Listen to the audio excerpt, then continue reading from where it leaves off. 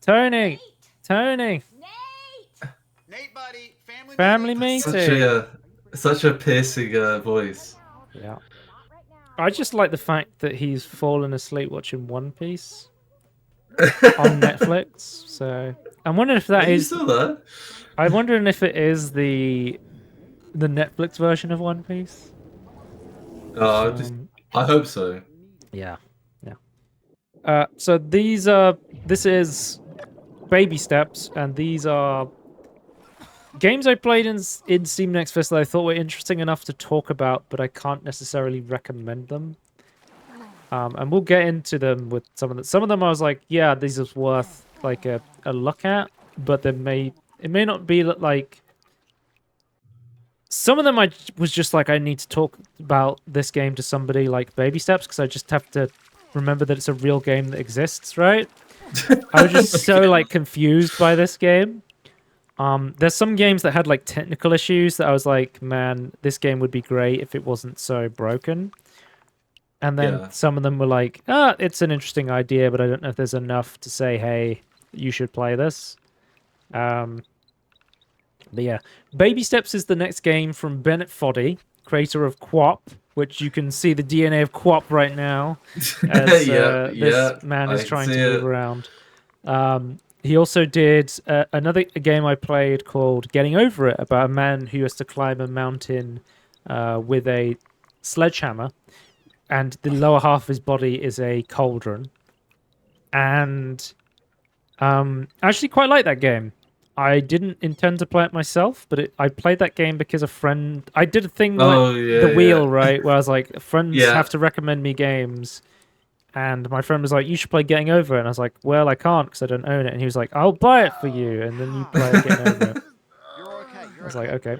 It's also Gabe Cazillo, who I believe did one of my favorite games, Ape Out, which is the Ape Out, if you don't know, is sort of like Hotline Miami, but you play as a giant ape moving around to jazz music. It's a fucking amazing game. It's very visceral looking game anyway. I want to play it. So I was like, oh, okay, there's some interesting people working on this. Let's check it out. Yeah. If you don't know, this is Bennett Foddy speaking as this character. I don't know where the fuck they're going with this game. It's a very awkward humor. You kind of play as this like unemployed, like neat kind of guy who's just hanging out in his parents' basement, right? And I guess the idea is you're taking baby steps. I guess it's going to be... My guess is it's going to be some metaphor for like actually getting out there and doing something, right? Because he's very much just... He's like metaphorically and physically stuck in his ways, right? He doesn't want to get up. He doesn't want to go places. And I've usually with like Bennett Foddy and Getting Over It, he talks about stuff like I always fuck this name up. Diogenes. Diogenes. And his philosophy and stuff like that, right? Yeah. It just takes it. Instead of like the philosopher thinking of like, oh, this hypothetical thing exists, he's like, oh, I don't agree. Like, probably what's there, what you see is what's there, nothing else. And yeah, he was basically the philosopher. He was the philosopher who lived like naked with a dog and just like was a homeless guy who just jerked off all the time. So he sounded kind of based. But like, I'm guessing there's some sort of like meta narrative story stuff going on with this game. For the most part in the demo, it's just you kind of walk around, you talk to this Bennett Foddy voiced guy who's just like, hey, are you ready? And you're like, nah, I think I'm just gonna go off on my own. Because he's like, oh, okay, you must be here for this. And you're like, no, I'm gonna go off on my own. And the first quest that you kind of go on is you really need to pee. So you're just trying to find a toilet. And I feel like this game might also... is almost a disservice by playing it in demo form, because I feel like a game like this is almost incomplete by playing like an hour of it or whatever, right? Yeah, it's you need to experience full thing, I suppose. Not to say that I'm not trying to imply there's a bigger thing going on. It could just be this is what it is, right? But it feels like there's something allegory else of some going on, kind. right? And I don't know if the gameplay of this game is enjoyable. It's okay. It's so you basically you on a controller you have like LT and RT and that operates your feet. So you have to put one forward and then put it down, and put one forward and put it, and it's just kind of the process of learning to walk, which is why it's called baby steps, right? It's not the worst like Fodian game, I would say. If you don't know, like some people have been calling them like Fodian games, like you may be more Like, familiar with the Bop-like. term like rage bait, streamer bait kind of games. You know, like your Alright, jump yeah. kings, we're getting over it. I played Chain Together earlier this year. Wait up, Nathan. Jim. Yeah, no, I remember. From the cave. Yeah. Yeah, The dialogue is so strange in Feel like this we got game. off on the wrong foot. Let's just cut straight to the good It's stuff. he doesn't Come with say me. much either. Won't take a minute. Just it's very close. Actually, I do have to. I gotta. It's not a scam. I'm not going to charge you any money. No, I'm not going to hurt you. No, I'm just trying to get you some shoes. no, Yeah, because of the bare feet. I don't. Yeah, that's how I like it. I just do. Just your feet. Yeah, but is there maybe just toilet? Toilet? Yeah, I just need to pee. How badly? Just normal. He's dressed like a baby, and This he is almost pretty far, talks man. like a I'm worried baby about as your well. I've got strong kidneys. Let's Yeah. go behind this bush. It's Oh, that- wait. It's, I went away. Pea shy. No. Yeah. I, Yeah, no, you don't want me watching. no, you can watch. I guess I'll just catch up to you. Okay. Don't hold it in, Nate. It's not healthy. Yeah. No. Uru. Uru. Yeah. Ooh. Uru. Like we say goodbye around here. Yeah. Yeah. Uru. Yeah. Like Where what? is here? Ooh. I don't know. Where is here? I don't know. That is That's the question. That's a question you want to be asking for a game. Hmm. Where is here? It's a game that leaves you with more questions than answers, I would say, baby steps. And whether this is a There might be game, more to it, but we don't know. whether this is a game you're going to be enjoying watching somebody else scream at as they fail miserably at, or if it's going to be a game that actually has an interesting story. Like I felt there was an interesting point to getting over it compared to some of the other games. We'll have to wait and see, but until then, I have no idea about this one, Tony. Very, very strange. Yeah. That's Let's talk about Bits and Bops. Bits and Bops is sort of like a spiritual successor to the game called, I think it's Rhythm Heaven, I believe it's called. You basically have to perform tasks to the beat. It's a rhythm game, but it's not in the style of a rhythm game. It's very much like, I would call it almost like a diegetic rhythm game. So you have to seal comes up, photo. And I love the sound of this. Like the camera snapping on the beat.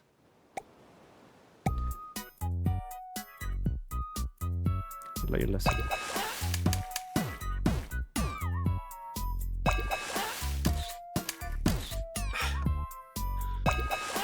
I find these types of games really weird. I found some of them I really liked, and then others were like, "Oh, I'm not sure about this." Like, because there was multiple different games. So the seal one was really cool. Oh, okay. You were like photographing a seal to the beat. Yeah. But then you had because you had the sound cue of the bubbles and the stuff, and you had the bell to be like, "Oh, it's a triple." Oh, okay. But then there was this hammer one. And the hammer goes off screen. So you have to do the rhythm in your head. In a rhythm game you get flashing lights to be go now. But the way this game works, it's very much here's the rhythm. Now do it only on the rhythm sort of thing. So it does become quite complicated. You have to really feel the music to get bits and boops. I think I'd be terrible at this.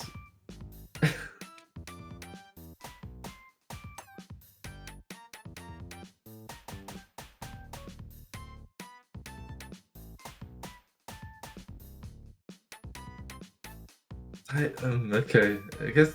Yeah, It's like difficult quickly then. Yeah. Oh my god. But yeah, so and there's also like you have to like tweet at a bird depending on how you're like responding and having conversations to the beat. Some of them I liked more than others. Yeah. Perhaps you have to do them all to complete the game? I don't know. I sort of just let me select whichever ones I wanted to do. I don't know if there's like a... Maybe to get 100% completion you have to... I don't know if there's like a progression where it's like, oh, you have to finish this one to get the other. It says on the Steam store page there's going to be over 20 minigames. I think I played like maybe 6 or something like that. Okay. So cool. Wait, what the... So you're the robot, is you? Yeah. This one, like... So, hang on, I'll go to the robot one. Yeah. So the clapping one,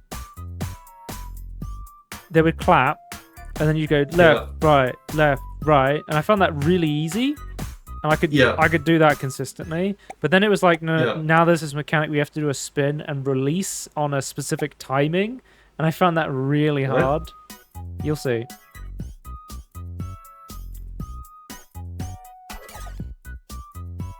Oh my god! What? Oh no! That. See, I was too early there. Yeah. How do you get the?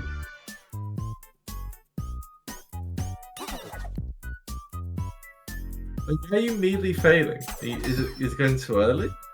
I was going too early there, yeah. Too early.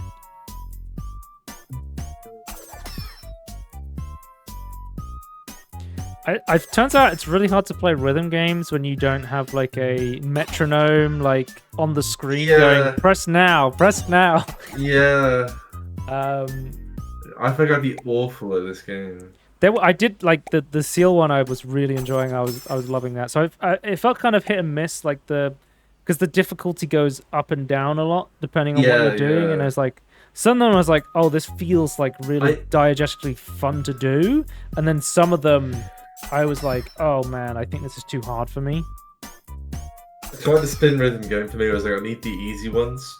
Or if they could do like a gameplay option where they were like, okay, well, add more visualization for you, that might help. Yeah, yeah. More accessibility. Accessibility, you could say.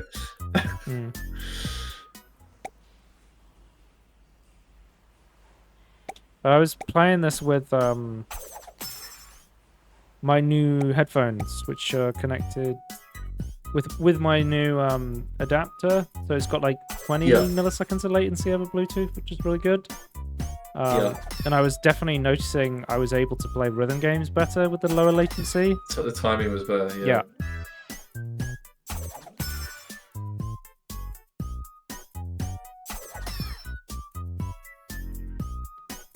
But yeah, definitely one to keep an eye on.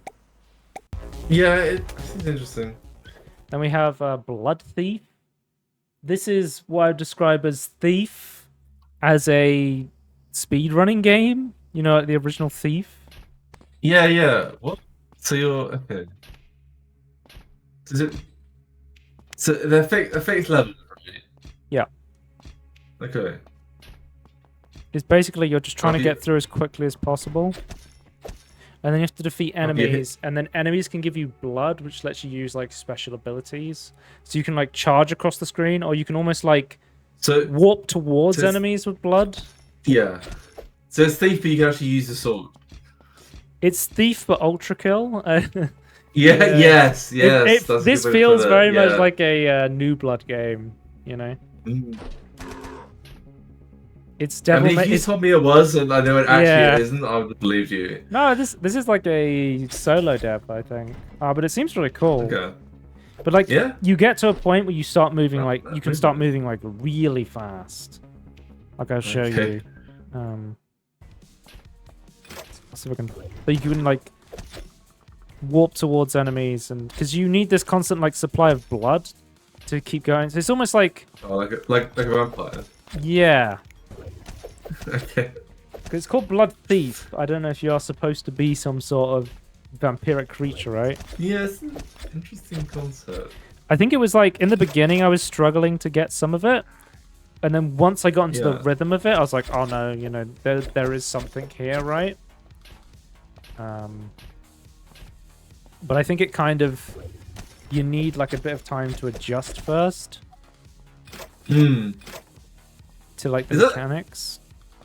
Is that true for a lot of movement games and like things with momentum? Like you have to get used to the... Not necessarily. How mechanics work. I would say more so for this one because it's got like that Hotline Miami effect where you kill things really quickly, but you die really quickly. So the high damage on both sides. If you're playing a movement game, let's just take like an obvious movement game, Super Mario Odyssey, and you fuck up a jump, it doesn't really matter, right?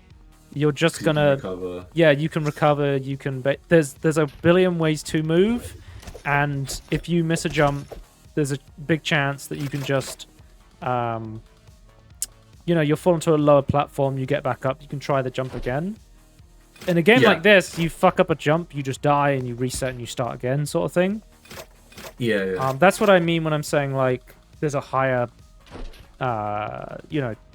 skill ceiling to not skill ceiling, well, but like barrier of entry to be like, okay, I've kind of got it now. And the answer is always, slide jump, because that makes you go really fast. You can also parry projectiles back at enemies. There is like lots of interesting ways to go. I found that because one thing I would say where I'm worried people might struggle is there's not a lot of checkpoints. In like the earlier levels I was playing, like I felt like I kind of had to run them over and over again, which I'm kind of okay with.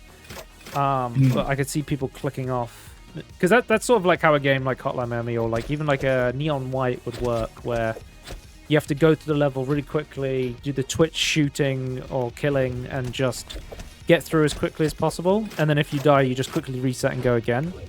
But I could see people getting like maybe frustrated, but I feel like just by watching this, if this game is for you. I did see. So it said when you get to it was like, oh, when you get to the next checkpoint, this key is saved, sort of thing. Go to the next one. So your looted key is saved upon death. Okay, right. There's a key specific. Right. Because I was like, oh, if I pick up a key, I won't have to go and get that key again. And then I kept dying and being like, oh, I'm not getting the key.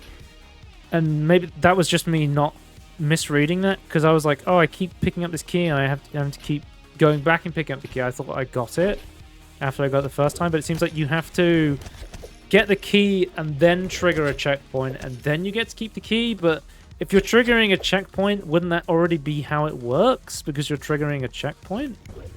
That doesn't seem that useful in the grand scheme of things. Yeah.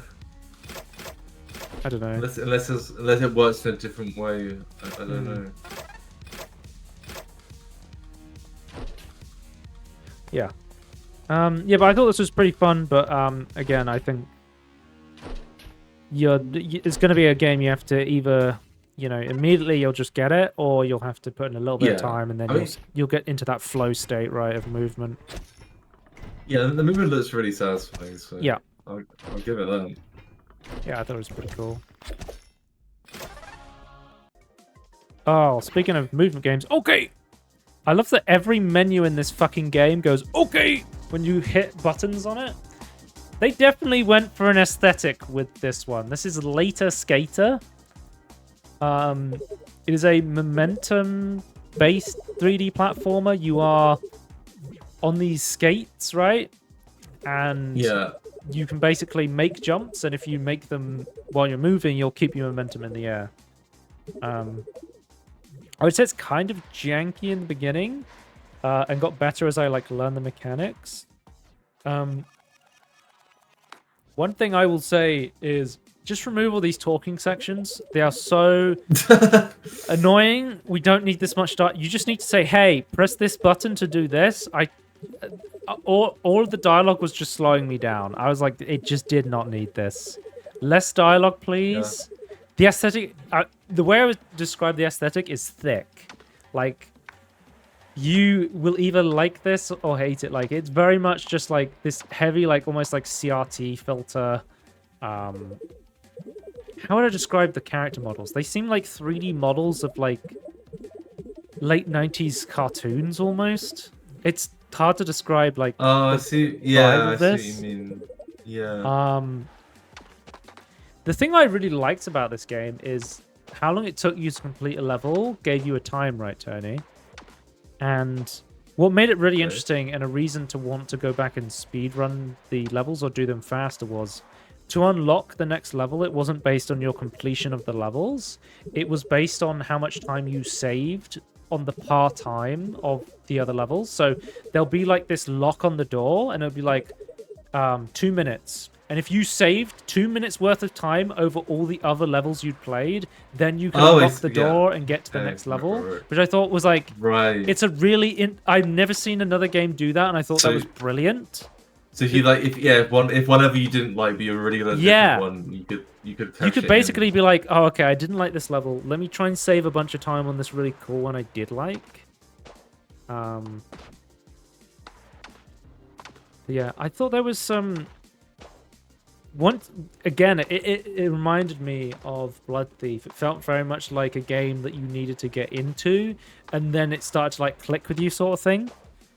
Yeah. But also, I'm not sure like how much staying power this game had, because it definitely just it felt like it had some jank to it, right?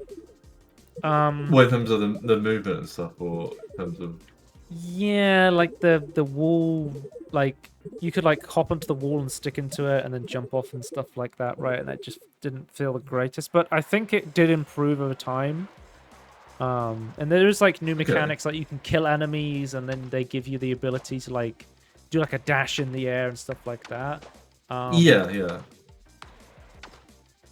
But yeah, I don't know. I feel like, again, that if there was I was talking to the characters, and if there was like a strong story, it feels very much, you know what it feels like to me? It almost feels like a bunch of levels just kind of stuck together. Almost like a tech demo, right? Yeah.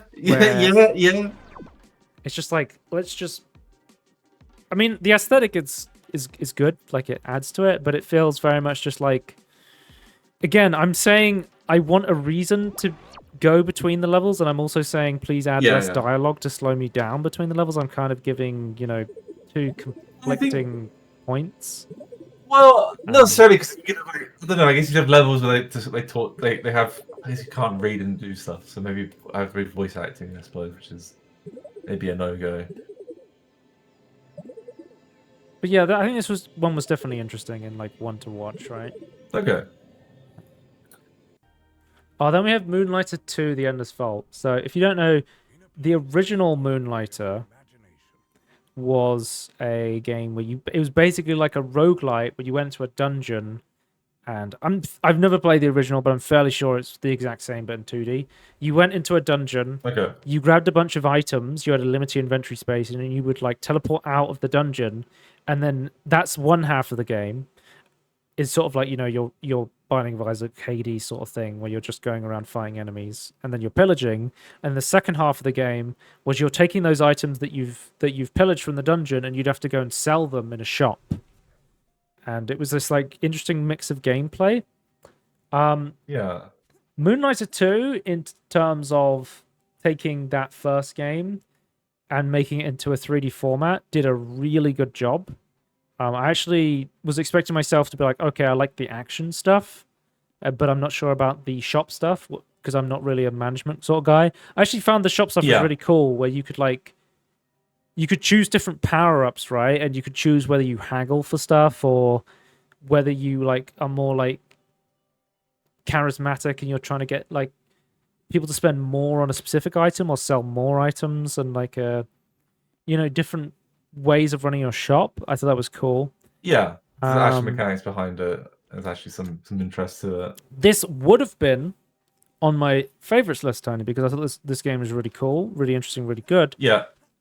It runs awfully. Like in terms of the stuttering this game had was so distracting that it was like ruining the gameplay experience for me. Like the unfortunate. actual action roguelike part, every couple of seconds it felt like my game was freezing. It was like, what the fuck is going on here? Like it, and like Yeah. without missing a beat, like every time I moved to a new section of the map, it would stutter. Like it was clear traversal stutter. Like Oh, okay, right. It so could only like be that. it was just this constant like sluggishness to the game. You might even be able to see it in like the footage. Like it felt awful, and for that reason, I have to say, unless because it's a demo, so they can fix it as a full game. If they don't fix this for the full game, I wouldn't want to play Moonlighter 2 in this state, even though I think like the actual core gameplay itself is really interesting. The actual main mechanic of Execution is poor. fighting in the dungeons was so bad that because I went to the graphics option, I was like, can I turn some stuff down? Can I change some stuff? And it's like, no, there was like 2 options. And yeah, it just did not feel good to play. It was that Interesting. that's his feeling. It was an example of like a stuttering technical issue kind of ruining my gameplay experience of a game. Which is kind of awful to see. So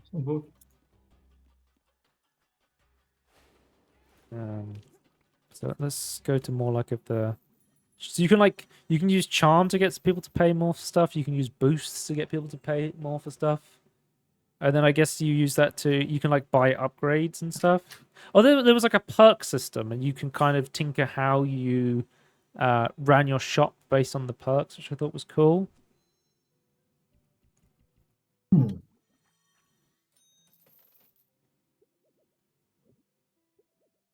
So yeah, just trying to figure out what. Okay. So there's quite a bit you could or can do in order to sell and. Yeah, you can use like charms and stuff like that, right? I don't know how like deep it goes into the game, like if there's more added later. Okay. But it I just feel like it me. feels like there's more stuff that come later. Yeah. I guess we don't know. But yeah, unless they specifically address the stuttering, I would avoid this game until there is a performance patch. Yeah, I think that's fair. I'm looking at their Steam hub now. They're saying the demo performance isn't where it needs to be in some configurations, and we're not brushing you that got off. you got a bad configuration. Yeah, I just have a incredibly powerful PC. Stutters, crashes, That's black screens, long that's load the problem. times. We're addressing it. Optimization effort. You need a fucking shader pre-compilation step because this game is stuttering like a motherfucker. Or better on the fly, or we'll make sure to So let's talk about Ratatan. Ratatan's a game I wanted to check out because it's the Pokemon, right? No, that's Ratata.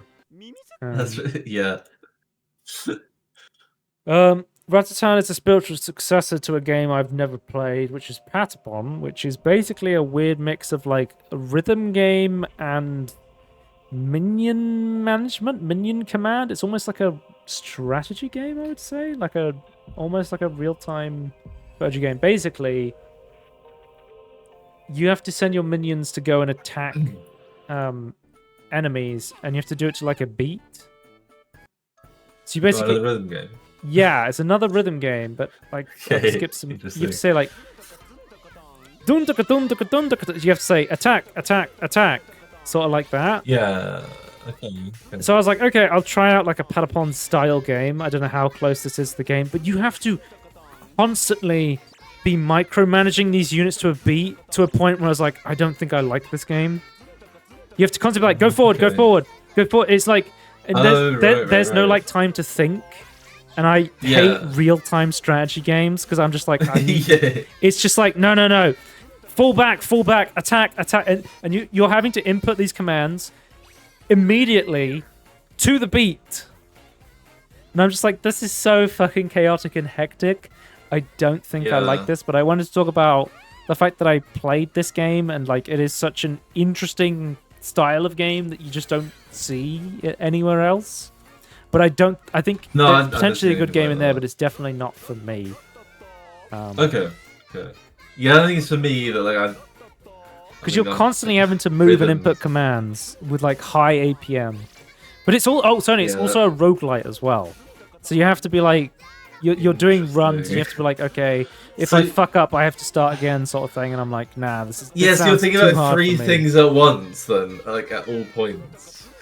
It felt very like early access to me as well. Like it felt like it was, again, it's a demo, but it felt like it was very like early on. I mean, it's coming out this month, so it shouldn't. If this is close to the release build, then God help them. I mean, because it was very much like it felt like it was a Japanese game, and like in the background, the menu controls that they were showing were like in Japanese. So I was like. It was really confusing, and I was like, yeah, this is like a Japanese game, right? Where it's just like you have that batshit insane high APM game that feels like it's a very rushed PC port / game. So I don't think I'm interested in Ratatan anymore. White Knuckle. This is the final game we talk about. White Knuckle is a first-person, another roguelite, but it's a roguelite climbing game with actual like climbing mechanics. So to use your left hand, you press the left click on your mouse, and to use your right hand, you use the right hand, the right click on your mouse to use the right hand. And the idea is you have to sort of like pull yourself up onto different areas, but the longer you hold down you hold your hand or something, the more tired it gets, so it starts to turn red. And when it turns fully red, then you've lost all your stamina, and you have to basically let go and potentially fall down. But it also has like, think what interested me the most about White Knuckle was sort of like the atmosphere of this game. It has this very like industrialist like horror to it. And like literally has this like almost like eldritch horror to it as well. Yeah, brutalist horror. Yeah, brutalist horror, but also Tony, like as you start climbing up, you look down and there's like this moving mass of flesh beneath you, and you're just like, yes. You're just like, what the fuck is going on in this fuck? It's like a roguelike skill climbing horror game. I'm a sucker for games like, here's the core mechanic, but in the background there's like this horrific thing that's happening. Like I kind of like those sort of. It's like, what the hell's going on? But yeah, Tony, guess what? It's being published by Dread XP. So weird indie horror game. Dread XP is involved. Go figure. Talking about publishers with a vibe check. But yeah, I think I initially saw this on the No Clip podcast has a show called Crewcast, where they basically showed off this game. Yeah, I saw Jesse talking about this, who is also a Steam Next Fest sicko. He usually plays like 100 of them every Next Fest, and he basically compiles the best ones. And he was like, there's these pitons that you need to hit into the wall, but to hold the piton, Tony, you have to use one of your hands. And that means you can't climb with that hand because you've got something in it. So you kind of have to like manage which hand's doing what. And I thought it was a really interesting system. I just think I didn't like the roguelike element to it too much. It felt very much like maybe it's something where if I get into it, it's like, oh, okay. I will, eventually get it and it'll click with me and I'll be able to just like climb really fast on the fly. But like that constant sense of, oh shit, I have to go, or this flesh is going to kill me if I fuck up one, my hand slips, I'm done. That's great for like the horror atmosphere to it, right? But I felt like but not to learn. To like in a gameplay environment, I kind of would have maybe preferred like a more slow-paced climbing, like a Lorne's Learn, where it's just like it's about. That's another game where it's like atmospheric climbing game, about just like Well, getting up maybe higher. maybe like the early games be like less horror, and then like you get to like level 2 sort of thing, and then they start doing like you have to run away from the flesh. Oh yeah, by the way, You Tony, get used to the climbing.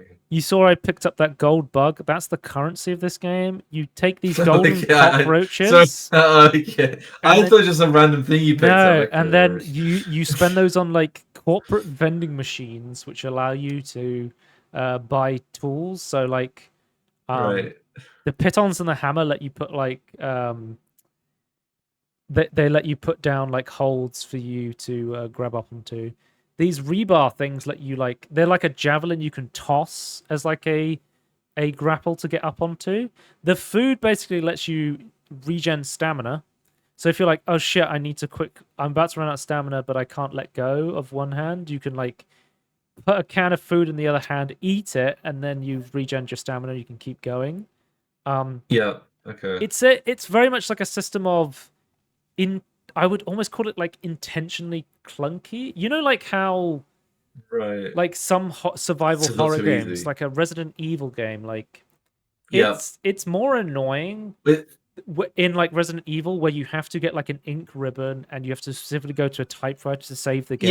yeah. It's like that's It's not more cumbersome. yeah, but it does add to the tension of the game. Yes. And I can't I would like that. and I can't fault the game for not being the game that I specifically wanted to play, but there's definitely like a feeling and a vibe that the game has that maybe not necessarily for me, I feel like, even though I think it's Okay, specifically okay. a good game for the most part.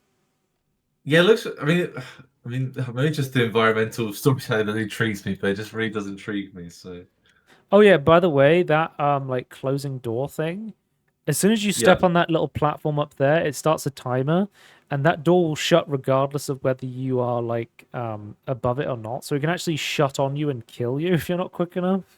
interesting. But I I'm do, not surprised, but yeah, interesting. I do like the free flow climbing element of it being like you can kind of choose where you go, kind of make your own Yeah. route. I just almost wish there was a mode that was more like, you know, slow paced story climbing game. I don't know. Yeah, you just want a horror, environmental horror story. Yeah, but again, I think the actual Slow time. aspect of oh shit, I'm gonna fall and this I like guess- mass is gonna consume me adds to the horror and the You like. want like a haunting and- experience, and not the- a, dare oh, I shit, what's the say- eldritch horror thing? Dare I say the dread XP of this game? You know? Yeah, The dread experience. the dread. Yeah. But yeah, so like there was a bunch of other demos I played this Next Fest, Tony, but if a game wasn't either on my favorites list or was something I thought was interesting enough to talk about, I just yeeted it out. Like I'm just Right. it kind of feels bad. It's almost like sunk cost fallacy. Like I played this, I have footage of it, I should talk about it, but I think going forward I'm only going to talk about stuff that's either Yeah. interesting 'Cause it takes time to or talk about I that, really right? liked. Right, yeah. Yeah. We're getting old. We have limited time, you know. Yeah. I feel like it's gonna make more concise videos as well. At Yeah. least There won't be like a 3-hour outlook long, on you know, Next Fest. it. Video. Yeah. Not Hopefully. again. Unless there's lots of good stuff. I guess that's still an option, right? Yeah. If there's lots of good stuff that then we'd have to talk about. I'll see if I can find some footage of the mass.